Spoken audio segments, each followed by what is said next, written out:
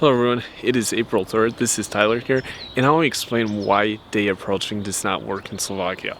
I was in Slovakia for some time, and this was a few years ago, and what I found is that day approaching doesn't work. This concept actually, just so people understand, this is essentially where a guy, either in informal or in more organized settings, approaches a woman with an attempt to go out on a date. There's many different ways this can be done. This method can work quite well in some Eastern European countries like Russia or Poland or Ukraine. In other places, not so well.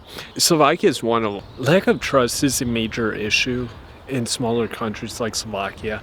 And unfortunately, because these countries have been saturated now for so many years with people from all over Europe, there's just not a lot of trust. If we go back to the 1990s, when these countries were first opening up after the Soviet Union collapsed, these countries likely would have had a much different mindset with all the foreigners coming in.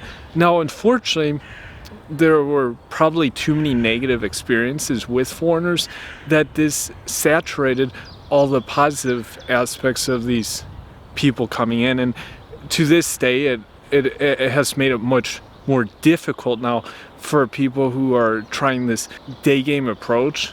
It's also understood that many people who utilize this approach don't have good intentions in mind. And often these are people that are just seeking like short flanks, we'll say, rather than lifelong relationships. And this is really sad, honestly. Like, this is not at all the motive. It should simply be used as a vehicle to go on a date. It's a way to network, and that's how I see it, just the same as online dating.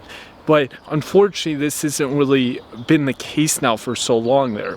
The next reason, as is the case with many countries, smaller ones, is the fact that many younger women still have boyfriends, they maybe have spouses. This is very common in these kind of societies, and this is actually probably one of the main problems. If we look at like supply demand, this is the main issue with the day game, that I actually found many younger women to have boyfriends or even husbands. So this was the first issue. Now, in larger countries, for some reason, there seems to be a ratio that's better for single guys that are there.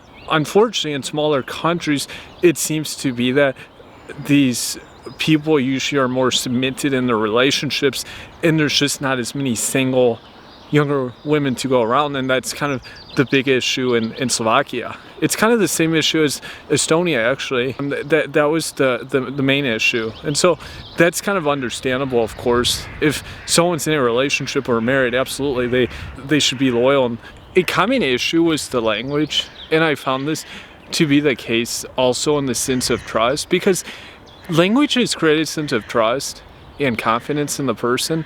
When I'm in Russia, I can use Russian, or I know enough Russian to get by that. The person sees I'm very serious about their country and that I live there. If you can't speak the language of a country, it doesn't set a precedence of trust. Also, there's going to be people that just outright can't understand you. And this is a big obstacle in a country like Slovakia, where there's a high abundance of English, but it's not real good. The connotation and subtle messages can't really be understood that well on the receiving end. And this is a common issue in other Eastern European countries. And my recommendation here is to learn some Slovak. If you know some phrases and even some basic conversation, it will get you a lot further. I noticed this in Russia. This was a huge assistance when I lived in Russia. I have been studying Russian now on and off for like 3 years. I don't speak it as well, but I can understand it pretty well, actually. This is always a critical component while in a country. This area is one that's also tricky, and that's the fact that someone is looked at differently as a tourist than when they're living somewhere. This is important to understand because a lot of people just pass through these countries, and tourists often come and go. It can be good or bad. And this is often the case in Slovakia. There's not a lot of industry, and often people will come and go, and maybe a student will be there for 6 months, if that, but often people are only in countries like this for like 3 weeks, maybe 2 months at most, and then they're gone. The amount of time there is critical, and this is another big factor that goes against someone. If the woman senses that the guy isn't there that long, even if the guy lies about it, they probably will immediately not be interested, because they really prefer someone who's actually living there long term will be there. The last aspect is simply that Slovakia doesn't have a society that recognizes dating as a legitimate form of meeting a partner. It of course does happen now and then with people there, but this is not usually the unofficial way for guys to find girlfriends. Likewise, it's not viewed as a viable option for a foreign guy. They don't really take this seriously. Now, if we look at Russia, on the other hand, its former Soviet past actually has interesting films that kind of showcase this kind of matchmaking was being done even 30, 40 years ago during the Soviet Union. This is important to understand. A great way to understand the overall culture is just watch films. See what's the norm, and this is my summary here. I would love to hear your feedback, and thank you.